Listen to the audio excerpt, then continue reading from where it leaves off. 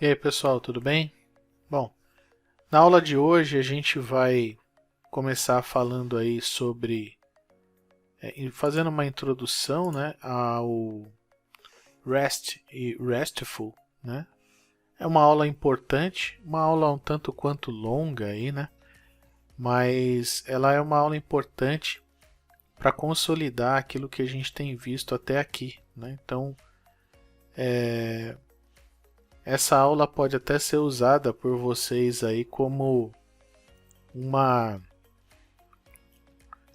como se fosse uma fala, né, para que você consiga arrumar um emprego, né?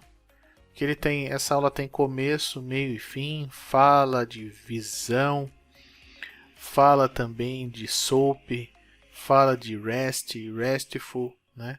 Então uma aula bem completa, não é complexa ainda, porque a gente não vai lidar nessa aula com implementação, mas é uma aula que vale muito a pena aí você assistir ela do começo até o fim. Bom, então, antes do REST, né, o SOAP. Né, então aí ele fala, né, que o SOAP é bastante maduro, né, e bem definido e vem com uma especificação completa. Né. Já a abordagem REST é apenas isso, uma abordagem. Né. Por isso, ao se encontrar uma das situações abaixo, o SOAP pode ser uma ótima solução. Então, na informática, a gente sempre tem que pensar desse jeito. O que eu tenho que fazer e na hora que eu for decidir como fazer, eu tenho que levar em consideração as ferramentas disponíveis, a equipe que eu tenho para produzir, né?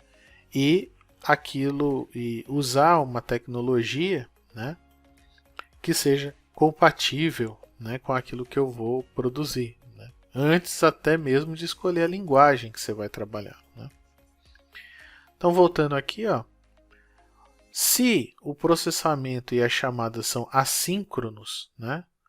Se o aplicativo precisa de um nível garantido de confiabilidade e segurança para a troca de mensagens, então o SOAP oferece padrões adicionais para esse tipo de operação. Por exemplo, o WSRM. Né? Contratos formais, né? Quando a gente fala contratos formais, não é contrato, né, de compra e venda. É um contrato que você vai usar para fazer entre o fornecedor, né, que é o aplicativo, né, a parte, digamos assim, back-end da sua aplicação, e o consumidor, né, ou seja, para onde o dado vai. Então tem que concordar com o formato de intercâmbio de dados, né? Então o SOAP oferece, né, fornece especificações rígidas para esse tipo de interação. A operação aí é stateful, né? Então para o caso de o aplicativo precisar de informações contextual e gerenciamento de estado, com coordenação e segurança, o SOAP possui aí uma especificação adicional em sua estrutura que apoia essa necessidade, né? Segurança, transações, coordenação. Comparativamente, usar o REST exigiria que os desenvolvedores construíssem uma solução personalizada. Né? Muito bem, quando a gente fala sobre essas questões de REST e SOAP, a gente simplesmente está falando de uma solução que está, digamos, no cliente, e essa solução ela é separada do servidor. É só isso. Né? Então o servidor tem uma série de dados lá que eu quero consultar e o cliente simplesmente tem a sua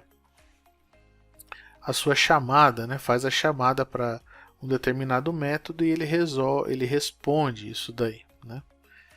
Então hoje em dia a gente vê muito pouco o pessoal falando de SOAP, né? Mas é uma tecnologia que existe há muito tempo que você deve estudar. Você pode encontrar uma empresa que use o SOAP, né? E não o REST. Né? Bom, então com relação ao REST, né? Situações em que há limitação de recursos e largura de banda, né? A estrutura de retorno é em qualquer formato definido pelo desenvolvedor e qualquer navegador pode ser usado, né? Isso porque a abordagem REST usa o padrão de chamadas, né? Get, put, post, delete, né? Então até então a gente estava vendo lá as operações aí, né, de get, né, e post, né? Agora a gente também tem aí a put, delete e entre outros verbos também, né? Então o REST também pode usar objetos XML HTTP request, né? A base do velho Ajax. Então não é que é velho, não é usado mais, né? É velho porque está há muito tempo já no mercado. A mesma coisa é o SOAP, né? Está há muito tempo, já funciona muito bem, né? Você tem que dar manutenção também nesses sistemas, não é toda hora vai fazer com a tecnologia que existe no momento, né? Isso é inviável economicamente para a empresa, né? Então o XML HTTP request aí que a maioria dos navegadores modernos suporta. Operações totalmente sem estado, né? Se a operação precisa ser continuada, o REST não será a melhor opção, né? Então, vamos supor que eu tenho que pegar um dado, trazer o dado, ele tem que guardar o estado de quem pegou lá do servidor, como pegou e voltar esse dado e continuar o processamento a partir de um determinado estado, né? Aí já não funciona o REST, né? Mas se você quiser simplesmente pegar o dado, né, cadastrar o dado, excluir o dado, atualizar o dado, né, se é uma operação que vai e volta e finaliza, aí sim o REST é a melhor alternativa, né? Situações que exigem o cache, né, se a informação pode ser armazenada em cache devido à natureza da operação stateless do REST, esse seria um cenário adequado para a tecnologia, né? Então, você pode, sei lá, guardar o dado que veio do REST no local storage, por exemplo, como a gente falou na aula passada, né? Quando a gente coloca aí RESTful, né? Isso aí é uma grande dúvida que as pessoas têm, é a capacidade de determinado sistema aplicar os princípios do REST. Então, assim, se você está usando uma tecnologia que ele bate lá no servidor e devolve um JSON, isso é REST. Agora, se você está usando os verbos, né, put, get, delete, né, o post e tal, aí sim, né, se você está implementando os verbos do REST da maneira adequada, como a gente vai mostrar nos slides, aí sim você pode chamar de RESTful, né? Bom, eu vou mostrar aqui como eu disse, né, a gente vai usar isso aí, você pode usar como retórica, né, numa apresentação ou num portfólio seu, né, daquilo que você vem fazendo. Então eu vou mostrar aqui uma curva bem tranquila até a gente chegar no REST novamente. Então, primeira coisa que você tem que falar, né, quando você estiver se comunicando com alguém acerca de SOAP, REST, né, a sigla XML, né? Então é importante que você saiba de onde ela veio e para que ela serve, né? Então ela é uma estrutura de dados, né, baseado em tags, né? Aí você pode falar, professor, mas o HTML então é um XML? Ele faz parte, né, do XML, só que no HTML você tem que ter tags já conhecidas, né? HTML, head, title, body, né? Input, image, essas todas aí. Já no XML não. Você pode usar aí quantas tags você quiser livre, né? Então nesse exemplo aqui a gente está vendo aí uma receita de bolo escrita em XML, né? Então aí, ó, XML aqui, o cabeçalho, né? Olha lá, nó raiz, receita, o nome da receita, tempo de preparo, né, são propriedades da tag aqui. A tag, né, uma tag título, uma tag ingredientes que pode ter subnós, né? Ingrediente é a quantidade, a unidade, né? E o qual é o nome do ingrediente. E as instruções aqui, ó, passo, né? Tá vendo que a gente pode usar então várias tags desde que você respeite a hierarquia aqui, ó.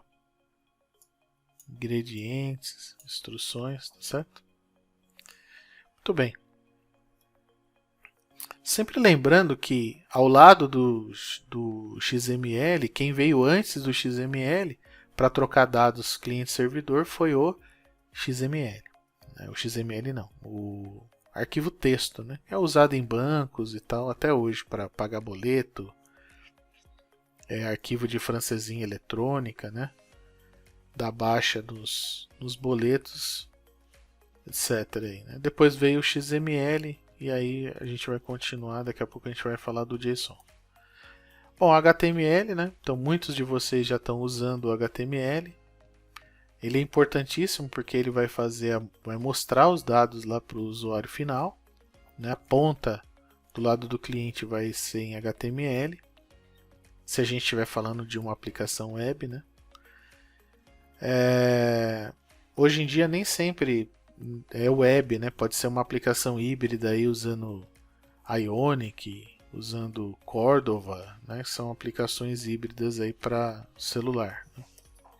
O CSS para fazer lá o enfeite, né? O comportamento do estilo, né? Como é que o estilo vai se comportar em determinadas interfaces, design responsivo, né? Isso é importante também na hora que você estiver sendo entrevistado ou conversando com alguém, você cite isso porque você demonstra que você sabe, né, o que tem que ser usado. O JavaScript, né, aí sim o comportamento do programa. Esse a gente vem acompanhando nas últimas aulas aí, né? Então, o JavaScript é uma linguagem de programação usada hoje nos navegadores, né? E também é usado já no servidor, né? Através lá do Node.js, tá certo?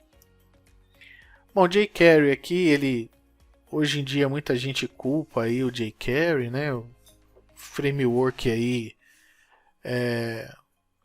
o pessoal da informática gosta de destruir tecnologia, né? Então jQuery aí tem muitos sites, sistemas web que usam jQuery. Então é importante que você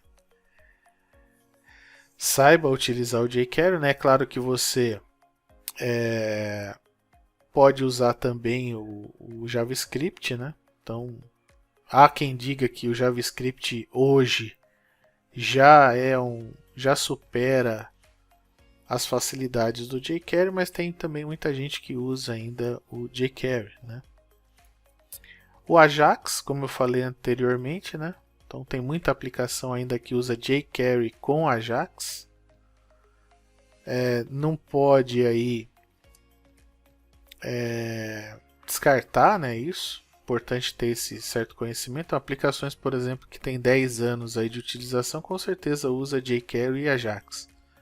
Agora, as aplicações mais recentes, né, de uns 5 anos para cá, aí essa sim, você já vai verificar que eles não usam mais o termo Ajax e sim o termo XML HTTP Request. Né? O JSON, né, então a gente nas últimas aulas a gente vem falando a questão do JSON. Né? Ele é um formato aí de texto e completamente independente de linguagem. Então todo mundo que faz REST, faz API REST, RESTful, né, prefere usar o JSON ao usar, né, aí o XML. Mas dá para usar os dois, dá até para usar texto e tal. Né? Então, API, que a gente comentou na aula passada também, né? API é um conjunto de rotinas e padrões de programação para acesso a um aplicativo de software. né, ou plataforma baseado na web. A sigla API, Application Program Interface. Uma API é criada quando uma empresa de software tem a intenção de que outros criadores de software desenvolvam produtos associados ao seu serviço. Então, você pode ter aí YouTube, Facebook, Twitter, o próprio ViaCep que a gente usou na aula passada, Google Maps. Né? Então, todos esses são exemplos aí de aplicações usando a API REST. Né? Bom, a gente também, nessas aulas aqui, desde o começo do semestre, a gente também falou sobre Servlet, né, que é uma API, né, se fosse no PHP, lá uma página PHP, né, então, no caso do Java, aí a gente usou a Servlet, né, para pegar requisições e responder essas requisições. É uma tecnologia que muita gente também acha que é ultrapassada, né?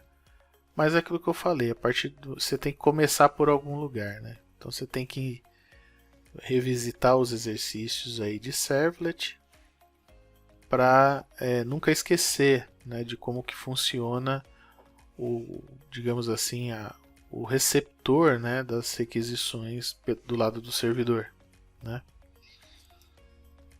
Tá, aqui a arquitetura, né? Que a gente tem, a arquitetura onde eu tenho o browser aqui do cliente, tem o sistema lá do lado do servidor, e tudo começa aqui, né? Eu faço uma requisição JavaScript, essa requisição JavaScript monta um XML HTTP request, faz a requisição, chega no container web, né? Aí aqui a gente está usando DAO, né? Command e tudo mais, os padrões, vai até a parte onde guardou os dados, volta, devolve o dado usando XML ou JSON, monta o HTTP, o CSS e devolve para a interface.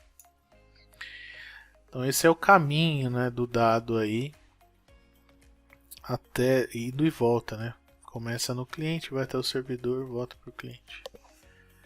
Bom, um exemplo aí, né? Em seu sistema de vendas online, por exemplo, como ajudar o cliente a preencher o nome da rua, né? Esse aí é o exemplo que a gente fez aí na aula passada, né? Então seria prudente ter uma base de dados do correio, né? Obviamente que não, né? Se você insistir que tem que ter, né? Você tem que dar manutenção, atualizar a base, né? Pagar lá. Agora, se você quiser, você pode usar a API do REST. Então, tá aí também o exemplo. Só que esse exemplo que eu fiz, ao invés de usar o JavaScript que a gente viu na aula passada, eu usei o Ajax propositalmente junto com o jQuery. Então, eu faço a importação do jQuery aqui. Faço aí também o código lá busca CEP. Então tá lá, o código de pessoa, o K de pessoa, né? Então, ó, na hora que vai cadastrar, eu faço a busca aqui, ó, clicou no botão, né? Pego aqui o que está na caixinha, monto a requisição esperando um JSON e então eu recebo os dados da rua e coloco o dado na tela, né, do usuário. Então esse símbolo de dólar aqui, ó, né, é quando você está usando aí o jQuery, né, do lado do cliente, obviamente. Aqui o retorno já foi mostrado, né, o retorno direto, se você ele vai mostrar aí para você o objeto JSON. E aqui o resultado daquilo que a gente acabou de fazer nas aulas passadas aí, né, usando esse jQuery, né. Bom, agora a gente vai começar a criar aí a nossa API, tá certo? Então agora realmente começa a parte da introdução aí ao REST. Bom, então eu vou começar o código aí, eu estou usando sempre aqui o jQuery, né? Mas também você pode fazer usando o JavaScript. puro, né? Então criei um campo aqui chamado ID pessoa, né? Um botão buscar, né? E quando eu digitar a identificação da pessoa e clicar no buscar, ele devolve o nome da pessoa. Basicamente é isso, né? Só que o do CEP funciona assim, mas o do CEP a gente está usando via CEP. Aqui é a gente mesmo que vai fazer a camada lá do servidor, né? O server side. Então aqui a modelagem, né? Pode ver aí uma classe pessoa normal, né? Usando data, né? Composição aqui de sexo, né? Nada diferente aí do que a gente já faz, né? Fazendo aqui trabalhando com data, né? Retornando a data de nascimento aí da pessoa. Muito bem.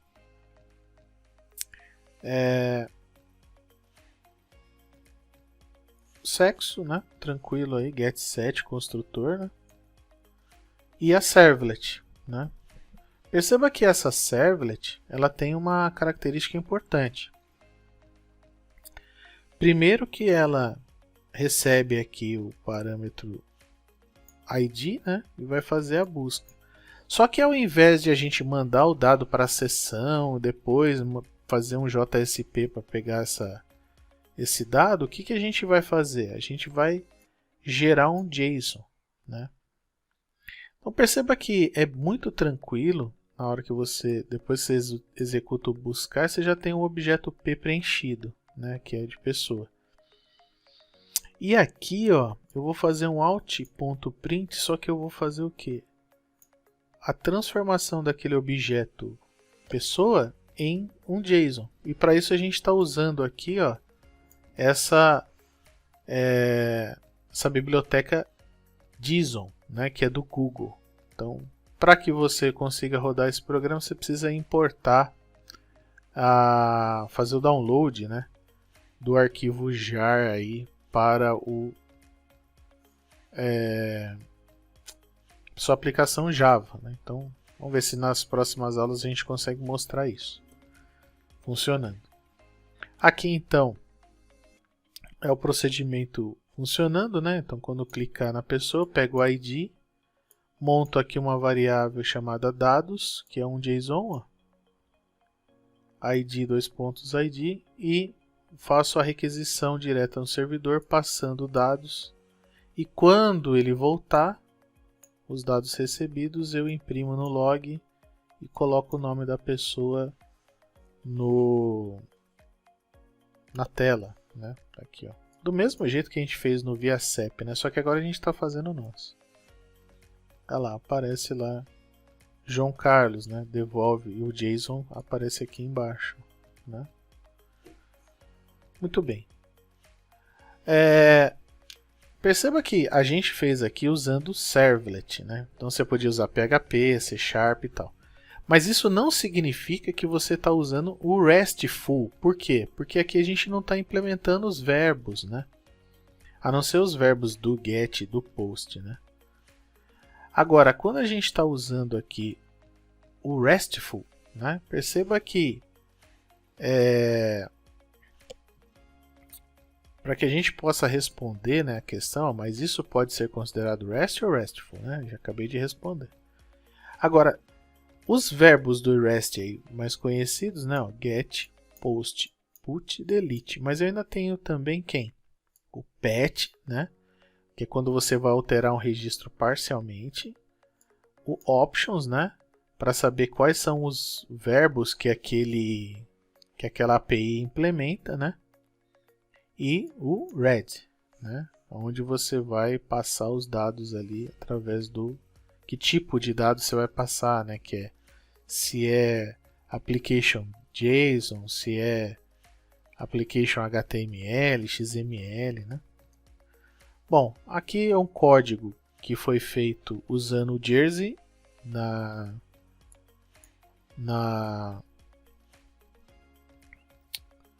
em Java. Você poderia estar usando a API do Core, se fosse em C#, poderia estar usando o PHP, lá o Slim, lá no PHP, podia estar usando Node.js, né? E uma coisa que você vai perceber é que quando a gente tem aqui, ó, a gente tem aqui o método, né? Qual o cabeçalho, né, que eu produzo, application JSON, e qual que é o caminho para ser acessado aquela API, né? Então, se eu colocar, como eu coloquei aqui, ó, barra, né, ó, barra, né, eu colocar get, né, clientes barra listar, ele vai acessar esse método aqui, get clientes. Vai exibir um JSON, vai criar o cliente, vai listar os clientes e vai então transformar em JSON. Aí você fala, professor, mas isso não é igual ao que a gente fez lá na Servlet? Exatamente, é igual. Porém, lá a gente estava usando o retorno em JSON, mas não era RESTful, era REST, né? Mas aqui, como a gente está implementando o método, né, get, né, e dando o caminho para ele, aí a gente pode chamar de RESTful. Olha lá, então na hora que eu fizer essa requisição, né, ele vai correr lá na DAO, vai fazer o listar, isso a gente já está sabendo fazer aí há algum tempo, e transformando isso em JSON, ó, JSON montadinho aqui, ó. Professor, mas ele já monta o JSON sozinho para mim? Sim, ele já monta para você o JSON sozinho. Essa é a grande sacada, né? Então toda linguagem tem uma função lá que gera o JSON. Muitas linguagens já até padrão você dá um return JSON lá e ela já vai fazer, né? Bom, eu posso usar também o método post para cadastrar, né? Então post, o que eu consumo, né? Então, se é get, eu produzo, tá vendo aqui, ó? Produces. Se é um cadastro, eu vou consumir. Então, essa é a... O que eu vou consumir? Eu vou consumir uma aplicação, né? Os dados aí que vem da aplicação em formato JSON. O caminho para o método é clientes barra cadastrar. Então ele vai pegar aqui, ó, chamou o método setClients, pega a string, o conteúdo da string e vai fazer, ó, cria o JSON. Clientes agora, ao invés de toJSON, a gente está fazendo o que? Um fromJSON, né? Esse from é porque eu quero então pegar o conteúdo que está chegando e transformar ele num ArrayList aí, né? No caso, nem um ArrayList, né? Em um objeto cliente. Professor, mas essa transformação vai ser feita automática? Sim, do mesmo jeito que o toJSON faz automaticamente, o fromJSON também ele desserializa, né, em JSON. Aí eu vou chamar o método cadastrar. Daqui para frente, aí para frente vocês já sabem o que acontece, né? Passa o objeto cliente para DAO, instância conexão, faz o SQL. Se tudo deu certo, retorna true. Se tudo deu errado, retorna. Aqui no caso era para retornar false, né? Então, cancela isso aqui para retornar false. Mas aqui, ó, se você também quiser que retorne true, né? Ou não retorne. Você tem que retornar alguma coisa para o usuário, né? Lá para quem está consumindo esse serviço, para falar que se deu tudo certo ou deu tudo errado, né? Então tem muita gente que usa aí os verbos HTML, né? Ok, e aí manda o dado, erro e tal.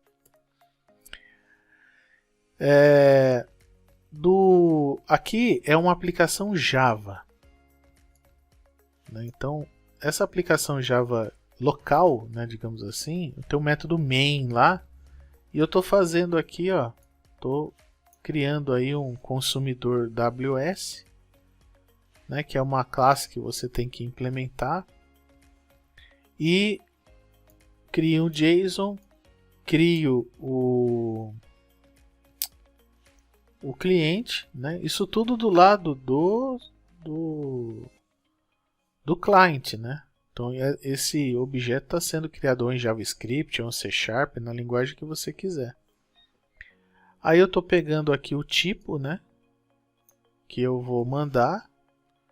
O tipo que eu estou pegando é cliente. Vou montar aqui o cliente, ó.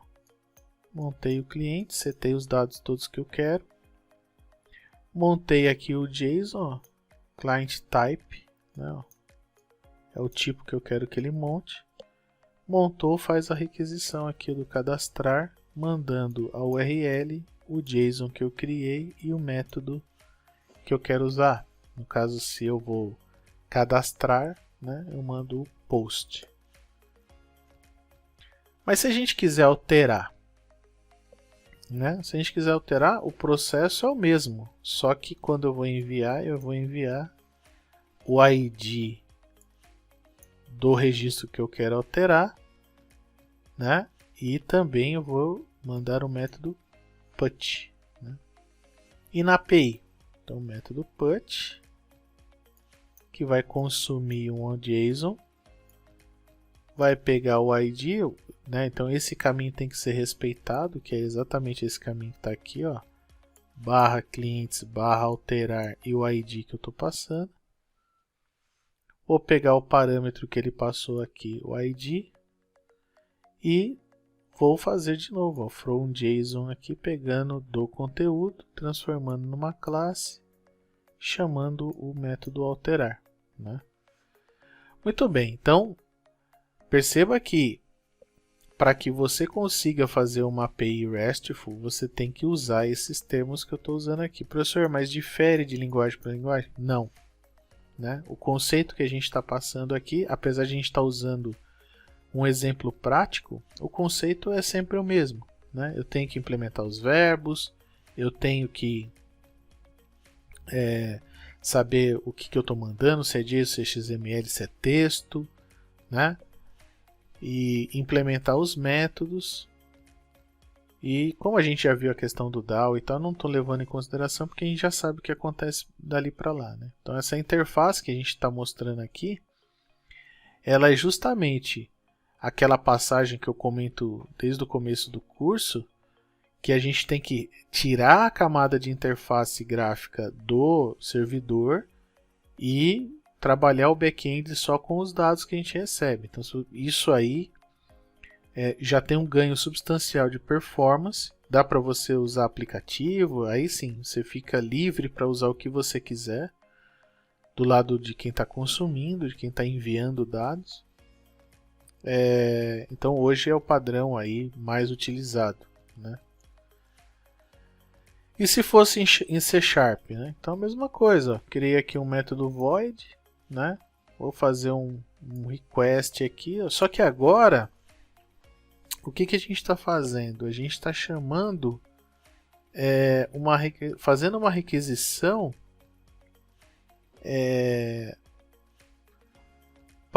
só que eu quero XML, tá vendo aqui, ó? Então vou retornar um HTTP request, ó. Vou esperar a resposta que está vindo lá da API. Vou montar um dataset, né? E vou fazer aqui um read XML, né? E aqui, ó, eu vou simplesmente colocar o dado do texto lá no formulário, né? Ou no formulário, ou no console, né? Pode ser como você quiser. Muito bem, então a gente tem aí a API, né, que vai seguir o padrão lá de chamada, ó, XML clientes, que é o caso de uso, XML, que é o tipo que eu quero retornar, ó, o tipo aqui, ó, e o padrão que eu espero, né, que ele vai mandar aqui para mim o ID, né, do cliente.